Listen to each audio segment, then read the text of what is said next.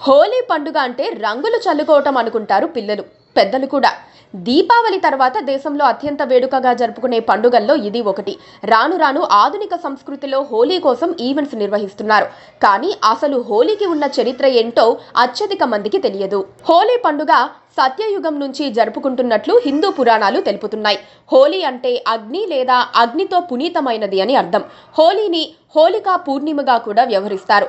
ఏటా ఫాల్గుణ మాసంలో పౌర్ణమి రోజున వచ్చే ఈ పండుగను హోలీ, కాముని పున్నమి, డోలికోత్సవం అని కూడా అంటారు. రాక్షసరాజు హిరణ్యకశిపుడి కుమారుడు ప్రహ్లాదుడు నిత్యం విష్ణుమూర్తిని స్మరిస్తూ ఉంటాడు. అది హిరణ్యకశిపుడికి నచ్చదు. దీంతో ప్రహ్లాదుని మట్టుబెట్టాలని నిర్ణయించుకుంటాడు. దీంతో అతని రాక్షస సోదరి హోలికను పిలుస్తాడు. ఆమెకు ఉన్న శక్తితో ప్రహ్లాదుని మంటల్లో ఆహుతి చెయ్యాలని ఆమెను కోరతాడు. దీంతో ఆమె ప్రహ్లాదుని ఒడిలో కూర్చోబెట్టుకుని మంటల్లోకి దూకుతుంది. అయితే విష్ణుమాయతో ప్రహ్లాదుడు ప్రాణాలతో బయటపడగా హోలికా రాక్షసి మాత్రం ఆ మంటల్లో చనిపోతుంది. హోలిక దహనమైన రోజునే హోలీ అని పిలుస్తారనే ప్రచారం ఉంది. అందుకే కొన్ని ప్రాంతాల్లో రాత్రి వేళ హోలికా దహనం నిర్వహిస్తారు. హోలీ పండుగ సందర్భంగా డోలోత్సవం లేదా డోలికోత్సవం జరుపుకుంటారు. ఆ రోజు శ్రీకృష్ణుడు గోపికలతో కలిసి బృందావనంలోని పువ్వులతో, రంగులతో ఈ ఉత్సవాన్ని జరుపుకున్నట్లుగా భావిస్తారు. ఇలా రంగులు, పూలు చల్లుకోవటం ద్వారా ప్రేమ, సౌభాగ్యాలు వెల్లివిరుస్తాయని నమ్ముతారు.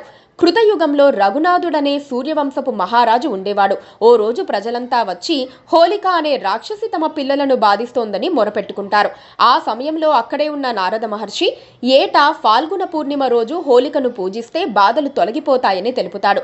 ఆ పూజలు పగటివేళ చేస్తే కష్టాలు వస్తాయని, అంతా రాత్రివేళ నిర్వహించాలని వివరిస్తాడు. దీంతో అప్పటి నుంచి హోలీ పూజలు నిర్వహిస్తున్నట్లు పూర్వీకులు తెలుపుతూ ఉంటారు.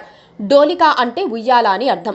బాలకృష్ణుణ్ణి ఫాల్గుణ మాసం పూర్ణిమ తిథిలో ఉయ్యాలలో వేసినట్లు పురాణాలు తెలుపుతున్నాయి. ఈ సందర్భంగా పశ్చిమ బెంగాల్లో హోలీ రోజున శ్రీకృష్ణుడి ప్రతిమను ఊయలలో వేసి డోలికోత్సవం జరుపుతారు. ఈ హోలీ రోజున శ్రీకృష్ణుడు రాధను ఊయలలో పెట్టి రంగులు పులిమినట్లు కూడా చెబుతూ ఉంటారు. ఇలా హోలీ పండుగకు రకరకాల భాషలున్నాయి. కానీ ఇప్పుడు మాత్రం రంగులు పూసుకోవడమే పండుగ. గతంలో ఉత్తరాదిలో ఈ పండుగను ఘనంగా నిర్వహించుకునేవారు. ఇప్పుడు అన్ని చోట్ల ఘనంగా జరుగుతున్నాయి. Please subscribe to KTV Telugu. KTV Telugu. KTV Telugu. KTV Telugu channel.